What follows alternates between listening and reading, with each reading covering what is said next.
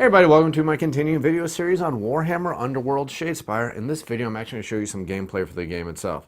Now, if you want to learn how to play the game, get a quick overview of the game, or actually see my final review of the game, you have to check out those separate videos. This is just going to be a quick gameplay video for the game itself. And when I say quick, I really do emphasize quick because a good game of Warhammer Underworlds Shadespire takes about 25 minutes. Of course, this one's probably going to take a little bit longer because we all know I like to ramble on between turns, explain things, what's going on, to give you an idea of exactly how the game plays. So while this is a gameplay video, it's a little bit more than that, just to give you an idea of how the game plays itself.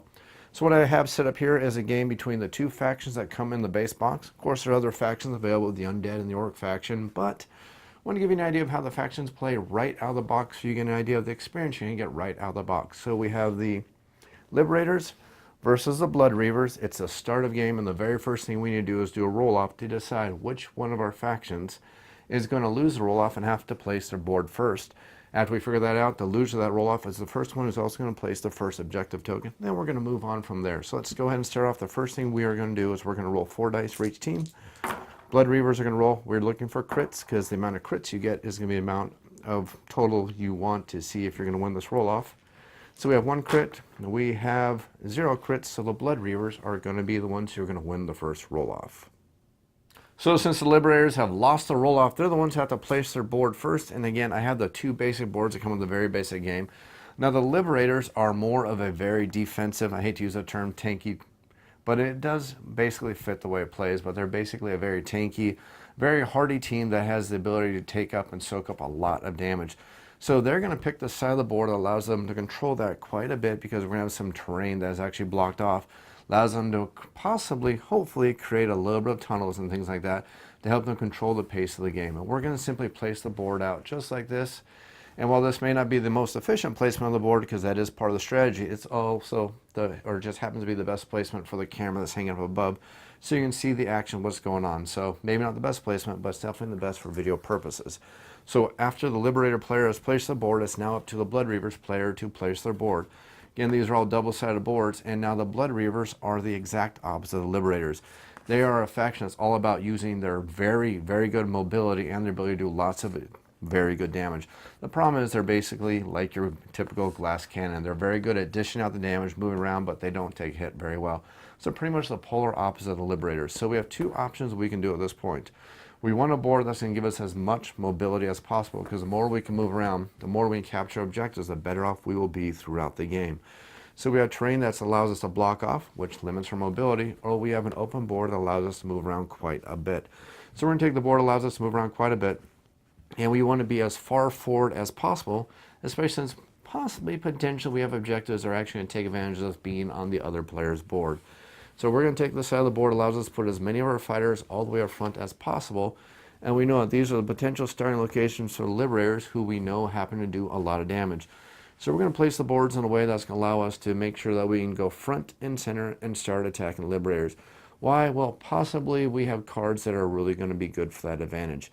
Now, I'm not using the basic starting decks for either one of these factions. Both of these factions, I've actually customized the decks. So if you see some cards that you have not seen in the basic decks before, well, it's because I have the expansions for the game, and I've made custom decks for all 4 of the factions. So when my friends come over, we can have a lot of fun with the game immediately without having to do the card and deck building. So again, the basic rules are we have to have at least 3 hexes touching. We have more than 3 hexes touching in the No Man's Land. This is going to be a Blood Reavers board. This is a Liberators board. The only thing left to do is to place all of our objective tokens. Now, since the Liberators lost the roll-off and they had to place their board first, that means they're going to place their objective token first on the board. Now, there's a couple of different restrictions we have when we're placing these objective tokens. And remember, the person who lost the roll-off and placed their board first also places the first objective token. Now, when you're placing the objective tokens, the couple rules we need to follow is no objective token be placed in the No Man's Land, which is the location where the 2 boards connect. No location or objective token be placed in any one of the edge hexes unless it's the final objective token. And finally, any of the starting locations for any of our warband warriors cannot be used as an objective token location. So we simply shuffle these all up so we don't know which objective tokens we are. And again, the loser needs to place the first one. Now, the Liberators need to understand that they're a slow-moving, more methodical team versus the Blood Reavers, which are a very fast-moving team. So we need to consider the fact that they kind of, sort of like to play to a play style, Again, this is the objective when you're building your decks. This is part of the surprise of the game. So we need to understand the core strengths of our opponent and our own personal core strengths, our own personal weaknesses versus our opponent. So that's part of the strategy of the game. But generally, the Blood Reavers are very good with mobility, which means they're also very good at getting objective goals to go ahead and get the glory to win the game. So that is one possible potential method of play for the Blood Reavers. So that's something we want to think about. So just using that logic to start off, we're going to take the first objective token and we're going to put it as far away from the Blood Reavers as possible, thinking about the fact that they like to move very quickly, and if they are going for objectives, we want to make it as difficult for them as possible.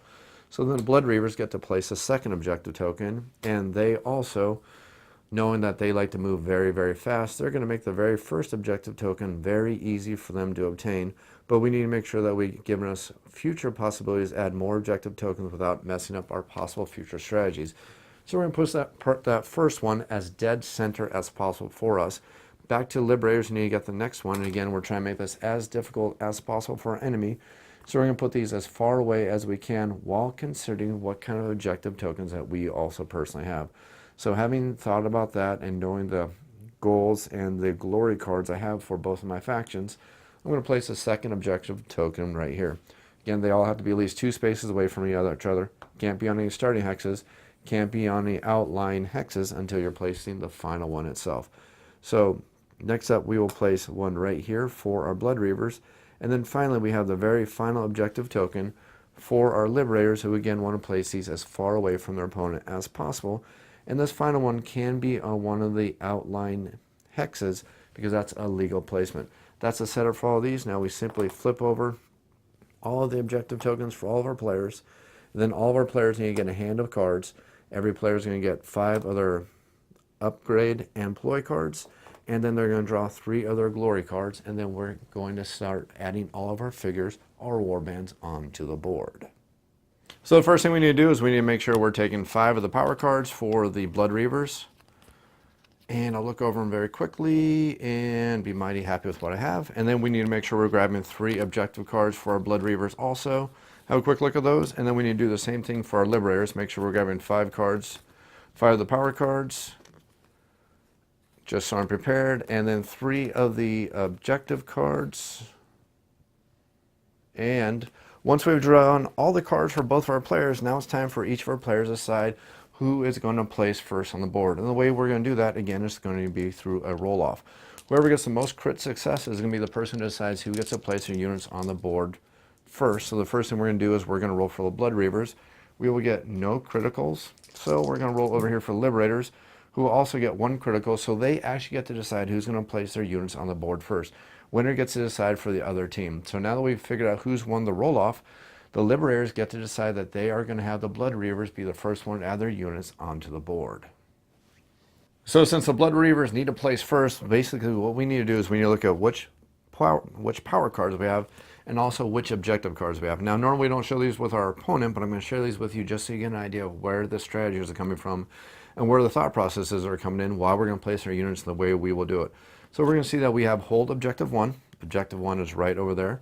We're going to see that we have blood for the blood god. Now, the blood for the blood god says that we're going to score a victory point immediately if we have 3 of our units charged on turn. Now, the nice thing about these immediate scoring objective cards is they do allow us to draw 1 more objective card immediately instead of waiting for the end of the round, which can also affect our strategies. And then finally, we have hold objective number 4. So we have the potential here to get 3 victory points on the very first round of the game, which is very, very powerful because you need victory points or glory points because you need to spend them basically like experience points, which allow you to start adding these upgrades to all of your units. So thinking along those lines, we know which kind of cards we have, we know which kind of strategies we want to play, especially looking at our objectives and our power cards. So having said that, we know that we want to control objective 4 before the end of the round.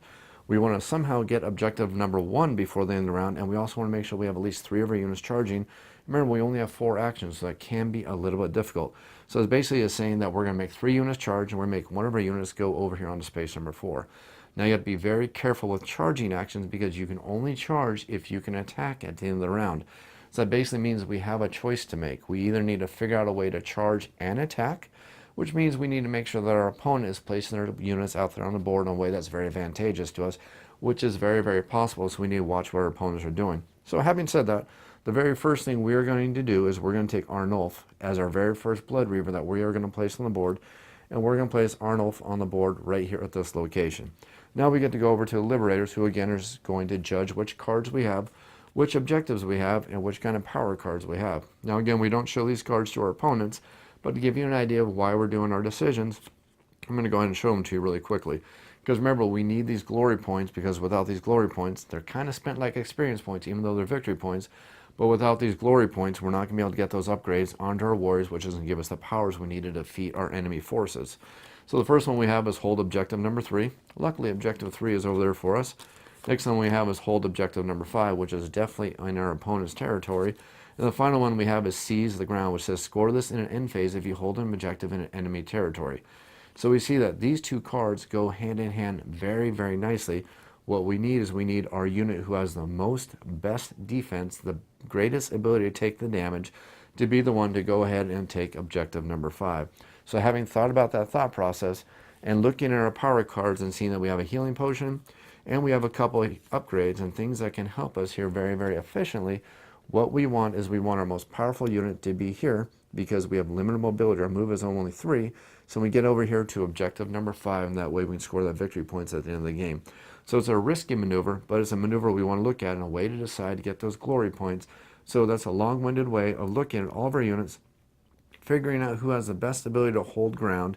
And we don't want to lose our leader too early in the game, because we know there are objective cards that our enemy may possibly have. That's going to give them glory if they take out our leader. So we're going to send our most defensive, most tanky person to go over here and try to take that objective. So having said that, we're going to take our warrior with this giant, great, big hammer. They're going to take this spot right here, and that is going to be it for our Liberators. Now back to the Blood Reavers. Our Blood Reavers are going to take Blooded Stake, and Blooded Stake is going to go right on this location right here. Back to the Liberators. The Liberators are going to put their leader right here at this location. Back to our Blood Reavers. They're going to put their leader right here, way out in the open. Why? Well, because it's part of the way the Blood Reavers play. They really don't care. They're going out there for blood, because that's how they get a lot of their glory points. And then finally, our final Liberator is going to be placed on this location right here. Now that's it for the Liberators, which means they're going to get the bonus +1 crit when he comes for the roll-off for the very first round. So let's simply just go ahead and finish placing out all of our units for the Blood Reavers. Got that backwards. And now that we placed all the units out here for our Blood Reavers and our Liberators, now we need to roll off again to see who's going to decide who's going to be the first player in the very first round. But since the Liberators place all of their unit bands warriors first, they're going to get +1 crit on their roll. So let's go ahead and roll for both of our teams. That die is cocked. We will get 1 crit versus the Liberators, who are going to roll and get an automatic +1. And if we're going to be rolling like this during the game, this is going to be an extremely quick game. But we have 3 crits, +1 is going to be a total of 4 crits. That means the Liberators decide who is going to go first. And we want to watch and see what our opponents are going to do. So we're going to decide that the Blood Reavers are going to activate first in the very first round. So the very first thing the Blood Reavers are going to do is they are going to spend one of their activation tokens. We simply flip it over. Now remember, we have 2 objectives we want to control, and we also want to make sure that we are charging. So it's going to be a very easy decision for us to decide that we are going to charge. We're going to activate Garrick, our leader, who's going to charge, because we have a movement of 4. We are going to move 1, 2, 3, 4 spaces onto objective 1, which doesn't look too dangerous for our opponent, because they simply don't know why we're doing this. Of course, we know exactly why we're doing this. So we have charged onto objective 1. Anytime you do a charge action, you can only charge if you're going to end your space in a way that allows you to attack your enemy, and by golly, we are going to attack our enemy. So we look and see that we get to roll 2 attack dice. We have a range of 1. If we hit, we are going to do 2 damage. We see over here on this unit right here that they have, when they roll their defensive dice, we see that they're going to roll 1 defensive die. If they happen to get 1 shield when they roll that, they are going to become inspired. So we could be giving a bonus to our opponent, but remember, we are going out purely for glory at this point. So we will roll 2 attack dice. We'll roll 2 of the dice, and we will get 2 hammers. Now remember, for Garrick, he is actually looking for hammers when he hits. So we actually have 2 hits, and our opponent only gets to roll 1 defense dice. Now the only way they can stop this attack at all is if they get a crit. They roll 1 shield, we're still going to manage to hit because we have 2 hits in on this already. So basically, the Liberator player is looking for a crit at this point. We'll get 1 shield, which is not going to be the crit we need to block the attack, but a couple cool things are going to happen here when this does occur. Now remember, anytime you get inspiration, inspiration occurs after everything that caused the inspiration to occur itself. So we are not going to be inspired immediately, but we are going to take some damage. So the very first thing we need to do is figure out how much damage Garrick does. Garrick does 2 damage, which isn't too bad, and this player right here, this warrior, happens to have 4 hit points. So they will take 2 points of damage, which means they're not defeated, and we'll put the 2 points of damage there on top of that figure. But we will also become inspired from this act, because all the liberators, anytime they roll defense dice, if they roll a crit or if they roll a shield, they immediately become inspired, which means this player goes from being pretty darn decent to extremely decent because their defense value just went up. And not only did their defense value go up, they now have the ability of using the Furious Parry reaction. Furious Parry means that during an attack action that targets this fighter and has failed, which means it misses, this unit gets to attack back, which can be extremely powerful, which may decide to change our tactics. We may not want to do what we were thinking about doing. I was originally thinking about just having 3 units go over there and charge that unit very quickly to get the objective I was going for. But now I'm at the point that if I miss on my attacks when I charge, there is a very, very good chance that I am going to be hit back. And remember, my guys are like glass cannons. They don't have a lot of hit points. They take damage very quickly, which is definitely not a good thing. But that's a very long-winded way of saying that I have attacked my opponent. I've done 2 points damage. Now it's my turn to see if I want to play any ploy cards. Now I can't play any upgrades because I don't have any experience, which means I have 3 potential ploys I can play. I have 1 that's a reaction. It says play this after a friendly fighter's attack action takes an enemy fighter out of action. If I do, I can draw 2 cards. I have Mighty Swing. It says your first attack action with a range characteristic of one of the next activation targets all adjacent enemies. I don't want to use this one quite yet because it's the next activation. And the next one I have is Fueled by Slaughter, which is also a reaction. It says play this after an attack action or ploy that takes a fighter out of action. A friendly fighter can make an attack action at that point. So I cannot play any of these cards at this point in an efficient way, so I'm not going to play cards. So I'll simply let my opponent know that I don't want to play any power cards. So my opponent now gets to look to see if they have any power cards that they want to play, and we do have one we want to play. But we have 1 upgrade we can't play at this point, but we have 1 ploy card that allows us a heal. We have 1 that's actually a reaction. We have 2 more that aren't reactions, but they can definitely do good things for us. So let's look at our reaction one. It says play this during an attack action or ploy that would take a friendly fighter out of action. When there's a friendly fighter adjacent to them, roll a defense dice on a roll of a shield or a crit. The fighter does not suffer damage and is not taken out of action. It's basically a support action. Well, we're not taken out of action, so we do not need to worry about that. But we have taken damage at this point, so we are going to use that healing potion that we actually have in our hand. Now the healing potion says choose a friendly fighter and roll a defense dice. On a shield or a crit, we get to remove 2 wounds from them, which is actually a fantastic thing to do. So we'll take this card and discard it. Remember, all discarded cards are completely removed from the game. And we pretty much right now have a 50-50 shot of healing. We need either one of the shields or that crit symbol, which is 3 of the 6 faces. So we have a 50-50 shot of healing. We rolled a shield. The healing potion heals us for 2 points of damage. Not only have we become inspired, but we have suffered no damage at this point. So now that we have played our ploy card or our power card, we now get to go back to the Blood Reaver, who does not want to play any power cards on their turn. So that is it for the very first action of the very first round. We now get to move over to the Liberator's player, who gets to take their very first action of the very first round of the game. Now remember, our objectives we have is hold objective 5, hold objective 3, and also seize the ground, which is score this in end phase if you hold an objective in enemy territory. So we do have the potential chance in this round to find a way to get 3 total glory if we play right. Additionally, if we take out any of our enemies, that could be an additional point of glory. So the first thing we are going to do is we could attack right here, but remember we only have 4 activations, and there's 3 things we need to do on our turn, so we need to play this very, very carefully. So we could attack right here and try to take out an enemy, which probably is not going to be advantageous to us at this point, or we could move up to this point right here, because this player right here is very, very nice. If he becomes upgraded, he does get the ability to start doing cleave attacks, and he also gets the ability to do knockback, which makes him a very good contender to move up, start doing some knockback, and making life difficult for our enemies. So we are going to activate our guy with a nice hammer, and we're going to spend our activation token. And we're going to do a charge. So let's go ahead and grab a charge token so we don't forget this. And then this Sigmarite has a movement of 3. We'll move 1, 2, 3 spaces. And again, this is a charge action. And we're going to force one of our enemies to have a little bit more difficult life and lower their ability to move around the board, because we don't want them to get support on a quick retaliation at all. So we are going to attack this guy right here, which is Arnulf. And Arnulf has a defense of 2, has a defense of 1 as a dodge. He doesn't do a lot of damage. Our other opponent right here is Blooded Sake, who actually does quite a bit more damage. So I think I'm going to actually change my target, because Blooded Sake has a potential for doing more damage. I want to push him away so he cannot do anything to us to create or to make our lives more difficult. So our target is over there. We are going to roll our attack dice. We roll 2 dice for the attack. We are looking for hammers, and we will roll a crit and a hammer, which means that there's no way that we can defend against this, but we're still going to roll the dice anyways, and we are looking for the dodge symbol because we are not armored heavily. We look for dodge symbols to dodge, and over here we look for shields to block. So we will roll, and we will get a support icon, which is not going to help us at all.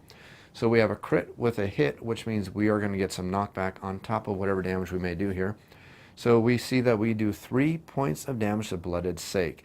Blooded Sake is going to take 3 points damage. That's all the hit points he actually has.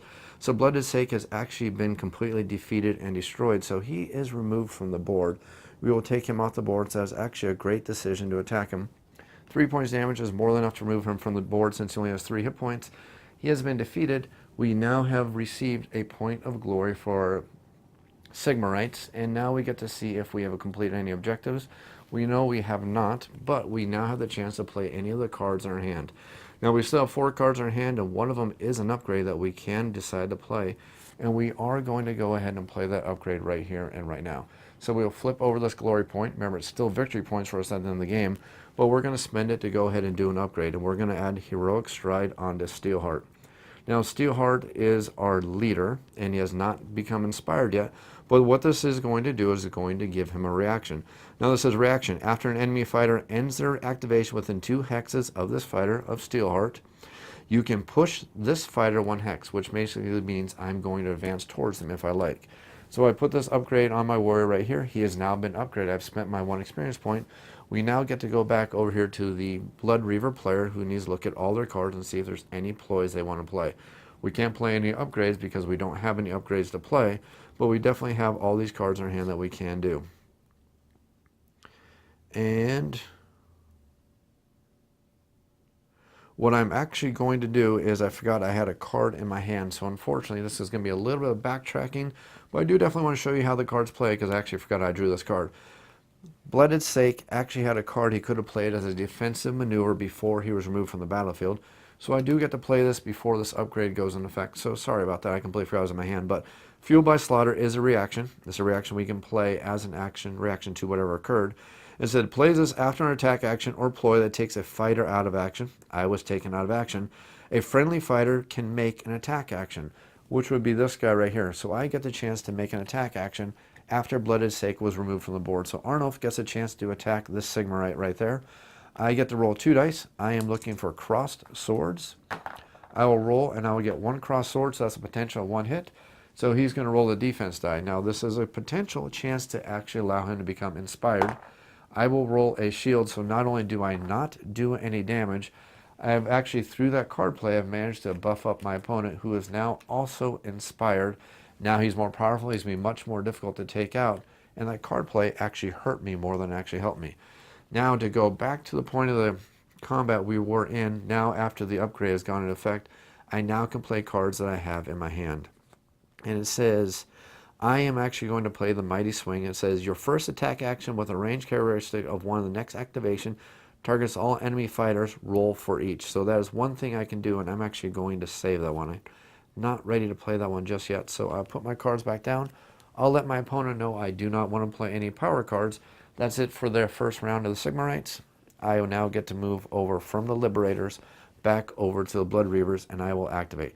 First thing I'm going to do is I'm going to do a charge action again.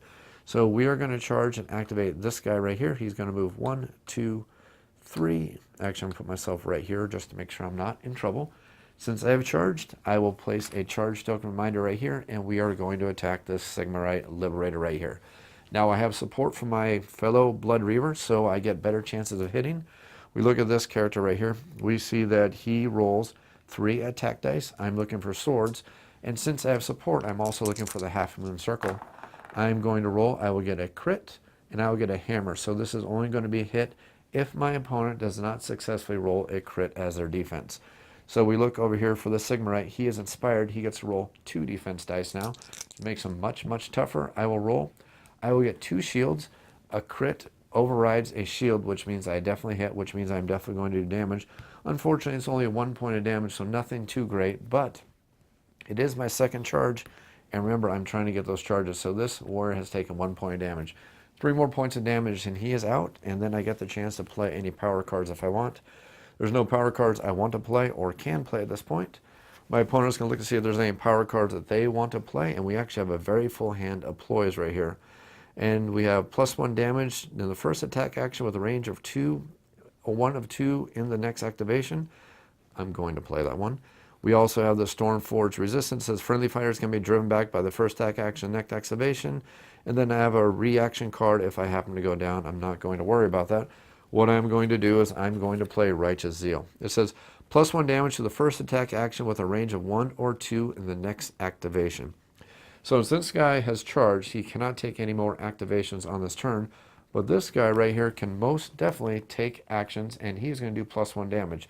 So our Blood Reavers do not have the ability to play any more power cards. Their turn is over. We now get to go to our Liberators, who is going to activate. This guy is going to activate right here, and we are going to attack our enemy's leader. So we get to roll our dice, and we have a couple different abilities we can do. We can do the Furious Parry, which I actually forgot to do, because Furious Parry says during attack action, oh, that's right, only if it fails. So it did not activate. If I would have failed on my attack to hit him, then he could have parried back. So I'm going to activate this guy, and I have a couple different options I can do. I have my Sigmarite Hammer, which allows me 3 attack dice, 2 points of damage potential to the leader of the Blood Reavers. I will roll 3 dice. I roll 3 hammers. So unless we get a crit as our defense, we are going to take 2 points of damage. So we only get to roll 1 defense die. I will roll and hope for a crit. Ooh, I got lucky. I got a crit. So even though we rolled 3 hits, a crit trumps any hits at all. So that 1 crit was enough to save me. I take 0 points damage. That activation's been taken care of. No more ploy cards. No more ploy cards we don't play. Let's go back over to the Blood Reavers. So for the Blood Reavers, we will spend another activation token, and you guessed it, we are definitely going to charge. And we are going to charge over here because we need to outnumber this guy so we can manage to find a way to take him out and get support, and we're actually going to charge with him. I pointed the wrong guy there. But we're going to do a charge maneuver right here. This guy is Arnulf. He's going to do a charge. He has a move of 4. 1, 2, 3. We will take a charge token, so we don't forget that we charge with him, so he does not activate again this round. And we are also about to score a victory point here in just a moment, even if we don't manage to take out this Liberator. So we are going to attack. We look over here at Arnulf and see that he rolls 2 dice. He's looking for cross swords. We got 2 hammers, which means we do not do any damage at all. We don't even need to roll. He's already inspired. There's nothing that's going to happen to me. I don't need to worry about that at all. But I have, fortunately, managed to score a objective. Now, Blood for the Blood God says, score this immediately if 3 or more of your fighters make a charge action in this phase. 3 or more of my guys did make a charge action in this phase, so I am immediately going to score a victory point, which is a good thing. And then we are going to look at all of our nice little upgrade cards and see if there's any one of them that we want to put out there immediately, and there's definitely one we want to do, which is the Blood Slick for Garrick, which is going to allow him to get +1 on his defense. Now, the reason why I want to do this is because he's heavily over into enemy territory, and the last thing I want is for him to get defeated very, very quickly. So this means I do get to roll 2 defense dice for him, which is nice. We'll spend that experience point. He now has increased his defense and his ability to survive. Pretty much right now, the score is right now 1-1. That is it for that activation. I don't have any other ploy cards I want to play, but I must make sure I don't forget the fact that when we complete this, I believe we draw 2 more cards, or is it 1 more? Oopsie. Let's see here. It says, score this immediately if 3 or more of your fighters made a charge action in this phase. Yep, nothing extra special, so only get 1 extra card. We're going to draw out that, and we're going to draw hold objective number 2. Place it down in our possible objectives. That is it for our turn. We have no more power cards we want to play here. No power cards we want to play here. We're going to come back over to Liberators, who is going to spend 1 of their activations. and they are going to simply move this hero right here onto this space. That's going to score them possibly victory points. They do not have any more ploy cards they want to spend. We're not too worried about activating this guy because we know that none of the people around him can attack him, so we're A-okay over there. Back over to the Blood Reavers, we'll spend one of our activations, move over to objective number 4, then we'll finally go back to the Liberators, speeding this up a little bit because we know there's no power cards we want to play between the turns. Normally we would definitely make sure we take the chance to play power card back and forth till both of us pass consecutively, but I want to speed this up just a little bit so you can see the play of a full round in this game. So now we'll come back over to the Liberators, we'll spend their final activation token, and we are going to decide which one of our enemies we want to target and which one we want to take out. Well, I'm thinking we want to take out the weakest one, the one who has the least amount of hit points, the one we can definitely take out with one hit. We know we can't take out the leader with one hit. We do know that this guy right here we could take out with one hit because he only has 2 hit points. And this guy right here, we also know that we can take him out. I'm sorry, I got it backwards. This guy has 3 hit points. This guy right here only has 2 hit points. We know that we do 2 points of damage with this hero, so we want to make sure we target the one that we can take out in one hit, which is going to be weak old Arnulf, who's right here looking like a perfect victim for our Liberator. So our Liberator will attack that poor Blood Reaver. So we will roll 3 attack dice, and we will get 2 hammers. Hammers are what we need to hit, so we need to make sure that we roll a crit for possible defense. We do not roll a crit for our defense, so that means we are going to take 2 points of damage. So Arnulf is also taken off the battlefield. We will gain 1 more point of glory for the Liberators, and we will see if there's any upgrades we have. We don't have any upgrades left. That is it for the very first round for both of our teams. Let's go to the end phase. So for the end phase, we're going to handle this in the exact same order we started the round. Since the Blood Reaver started the round at the very beginning of it, we're going to handle their end phase first. And the very first thing we need to do is see if we scored any objectives. And we know we scored at least 2 of the objectives because we managed to hold objective number 4. So that's going to give us 1 point of glory for the Blood Reavers. So we're not doing too bad. Because remember, this isn't a game about keeping your units alive. This is a game about scoring glory. And that's all that really matters when you come to the end eventual goals of the game. Second thing we have managed to accomplish is we managed to hold objective number 1. So at the end of this game, we've managed to accomplish, or I'm sorry, at the end of the very first round, even though we have not killed anybody, we've managed to obtain 3 points of glory. Now we do have 1 objective goal card left in our hand, which is a hold objective number 2. Now this is actually not a bad card to keep because if we can stay alive long enough, we can get another point of victory or glory. So we are not going to discard this card. Next thing we're going to do is we're going to look at all of our power cards we have and play any upgrades. Now we can only play upgrades, can't play any ploys at this point, we can only play upgrades. And we are going to play the total offense card. Now what total offense does is it says you can roll 2 additional attack dice with this unit. It just stops it from activating any more this round. So we have 2 possible actions we can do with this card. If we use this card, we could play it on Garrick and make him basically our super more powerful guy, which is not too terrible of a decision. We know he's already got upgraded defense. The only problem is we have to be very careful of is we're right in position for this Liberator to come over and offer support to their friend. So that's one potential option. Or the other thing we could do is upgrade this guy or upgrade this guy and figure out what is going to be the most optimal thing we can do on this turn. This guy has a potential damage of 2 points of damage. This guy right here has a potential damage of 1 point of damage, while our leader has a potential of 2 points of damage. So we want to upgrade the guy who's going to help us the most, and I think what we're going to do is we're going to actually add this onto Karsus. Now Karsus has the ability to do 2 points of damage. He also has the ability to do ranged attack, so he's actually a pretty good candidate for the total offense card. So we'll play total offense on him, which is going to work out quite well in the future, in future rounds for this, because we get the chance to roll some extra dice, and that's going to cost us 1 point of glory for that. So we still have the victory points, but the glory is spent for us right now. And we do not have any other upgrades, so we could discard any of these cards if we want to. We don't wish to discard any of these cards. So the only thing left to do is to fill up our hand and draw 2 more objective cards. We get hold objective number 3, and then we will get the conquest card, which is actually a really good card. We have 2 power cards left in our hand, so we're going to draw 3 more power cards. That's going to take us up to a total of 5, and we actually just gained a lot of very good ones, including the one that's going to allow us to do much more damage. So that's actually very, very nice. Now we get to go over to the Liberators, who get to do the exact same thing to end out round number 1. We see that we held objective number 3. That's going to give us 1 point of glory. Did we hold objective number 5? Yep, we held objective number 5. That's going to be another point of glory. And then we finally got seize the ground. So score this in an end phase if you hold an objective in enemy territory. We do. So that is going to give us one more point of glory. So we are right now at a total of 5 points of glory for the Liberators versus the 3 points of glory for the Blood Reavers. So they need to figure out a way to make a comeback. So now we look to see if we have any upgrades. We do not have any upgrades. So the simple thing we are going to do is we are going to draw 3 more objective cards, and we will draw 3 more power cards, and that's it for the very first round of the game. And I think you've actually seen enough gameplay for the game to figure out if this is going to be a game for you and your game group. I could go on with the extra 2 rounds, but it's basically going to be a back and forth between our 2 units, playing out over a total of 3 rounds. And again, whoever has the most glory at the end of it is going to be the grand winner. Now, while it may look like the Blood Reavers are already in trouble since they've lost 2 units, they really are not, because we actually have a lot of cards that make it so we want to have less units on the board. Because if one more guy dies, all of our remaining guys are going to become inspired.